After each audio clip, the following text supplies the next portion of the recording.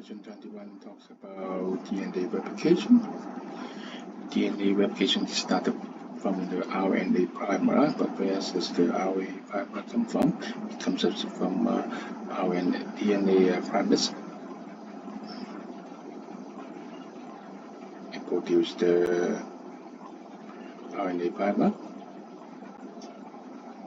And then the DNA polymerase free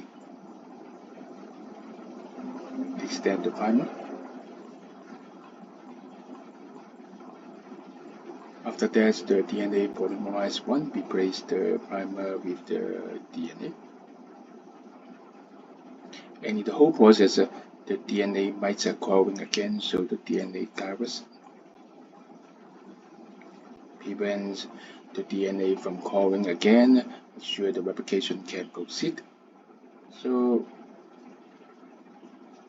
which enzyme remove RNA primers and replace them with DNA?